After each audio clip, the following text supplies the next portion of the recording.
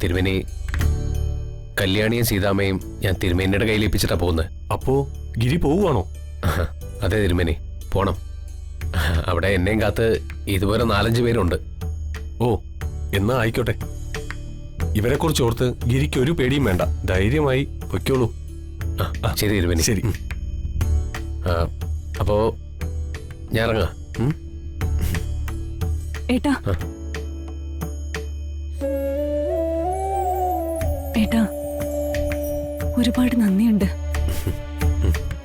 ഒരു പക്ഷേ ഏട്ടൻ കഴിഞ്ഞ ജന്മത്തിൽ എന്റെ കൂടപ്പിറപ്പായിരുന്നിരിക്കും.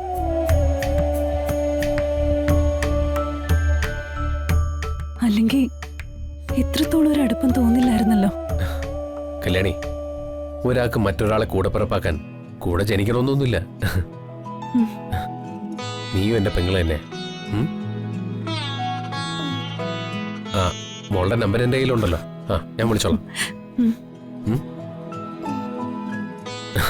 ഇടയ്ക്ക് വരാം, കല്യാണിയും സീതാമ്മയും കാണാനായിട്ട്. ഒരു ദിവസം നിങ്ങൾ രണ്ടാളും കൂടെ എന്റെ വീട്ടിലേക്ക് വരണം.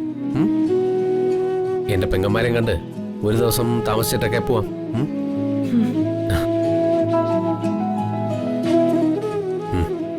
ശരി.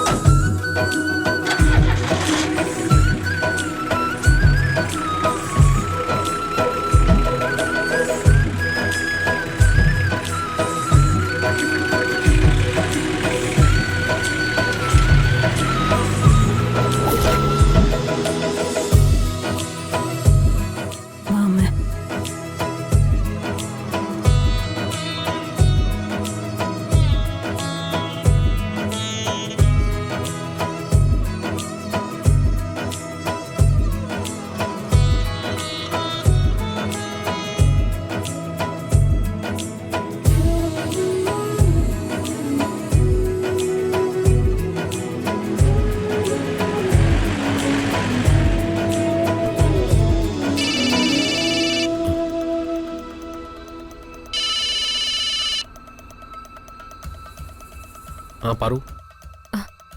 ഗിരേൻ എന്തത്ര വൈകുന്നേ? അതെ, വരുന്ന വഴിക്ക് ചെറിയൊരു പ്രശ്നം. പ്രശ്നോ? എന്താ? നകുലേട്ടനോ ഇന്ദ്രജിത്തിന്റെ ആൾക്കാരോ? അതൊന്നുമല്ല. കരുതേലിക്കാവിലമ്മ എനിക്ക് വേണ്ടി കാത്തുവച്ചൊരു നിയോഗ. വന്നിട്ട് വിശദമായിട്ട് പറയാം. പോയ കാര്യം എന്തായി ഗിരിയേട്ട? അതൊക്കെ ഭംഗിയായിട്ട് നടന്നു. സാധനങ്ങളൊക്കെ വാങ്ങാൻ പറ്റി. അതിന് മാത്രമല്ലല്ലോ ഗിരിയേട്ടൻ പോയത്. എന്റെ സിദ്ധുവിനെ കുറിച്ച് ഒരു വിവരം കിട്ടിയില്ല ഗിരിയേട്ട. ഹലോ ഗിരിയേട്ട, ഞാൻ പറയുന്നൊന്നും കേൾക്കുന്നില്ലേ?